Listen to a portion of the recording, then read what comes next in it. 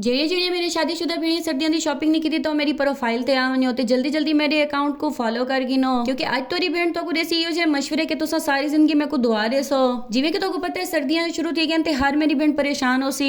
ਵੈਸੇ ਤਾਂ ਸਾਰੇ ਕੱਪੜਿਆਂ ਦੀ ਅਲਮਾਰੀਆਂ ਭਰੇ ਪਏ ਹੁੰਦੇ ਲੇਕਿਨ ਜਿਹੜੇ ਵੇਲੇ ਅਸਾਂ ਕਿਤੇ ਵੜਨਾ ਹੋਵੇ ਤਾਂ ਸਾਕੂ ਪਾਉਣ ਵਾਸਤੇ ਕੱਪੜੇ ਨਹੀਂ ਲੱਭਦੇ लेकिन अगर अपने खावन दे को गाल करो तो पहले रोवण बह वैंदे कि महंगाई बहुत ज्यादा है तो को पता है सारे हालात दा असा किवें गुजारा करेंदे पे किवें घर दे खर्चे पूरे करेंदे पे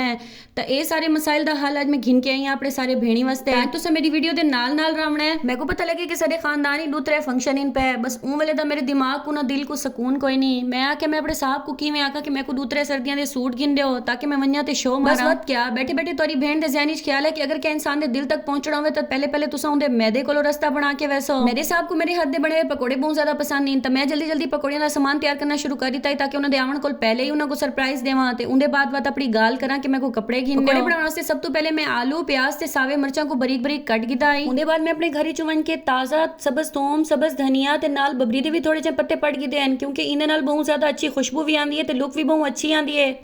खैर जी बात तुसा हसब जायका नमक लाल मिर्चा हल्दी पाउडर खुश्क धनिया पाउडर ते गरम मसाला पाउडर ऐड कर दिया है ते उनके बाद मैं थोड़ा जिहा चाइनीज नमक भी जायके वास्ते ऐड कर गिदा आई हरा पुदीना जेड़ा मेरे घर लगा पिया वो बहुत ज्यादा सड़ गया शायद सर्दी दी वजह तो मेरे को थोड़ा जिहा पुदीना खुश्क किया पिया मैं उही नाल कम चला गिदा आई अगर तुसा अपनी पकौड़ियां को क्रिस्पी बनाना चाहते हो तो मैदा ज्यादा स्ट्रेस हो ते बेसन थोड़ा जिहा स्ट्रेस हो क्योंकि मैदा सट्टन नाल पकौड़े बहुत ज्यादा क्रिस्पी ते मजेदार बनते हैं खैर जी इतना मैं बारी पकौड़े सट्टना शुरू कर दिते हैं अच्छा मेरे ऑयल ते बिल्कुल ना खिले क्योंकि ये जेड़ा मछली चो बचा ऑयल है मैं उही पकौड़े बनानी पिया मी ते मेरे भेणी को पता हो सी कि मछली दे बच्चा वे ऑयल पकौड़े बनाने वाले पकौड़े बहुत ही ज्यादा लजीज थी बस इतनी देर मेरे साहब भी आ गए थे उन्होंने चेहरे ते बहुत ज्यादा मुस्कुराहट आ गई क्योंकि उनको पता है कि मेरी फेवरेट शेफ बनती पई है लेकिन उनको अपनी मासूम बीवी दे अंदर दी साजिश का पता क्या ना है कि पकौड़े खवाने दे बाद मेरे को क्या फरमाइश करनी पई है शॉपिंग का हवाला तो अगले व्लॉग देसा अगर तुसा भी हमसाए नाल बना के रखो तो तोरे कोलो भी माशाल्लाह यो जे प्लेट आवे ना जेडी कि मेरे कोलो चावलां दी प्लेट आ गई है मिलते हैं एक अगली वीडियो अल्लाह हाफिज।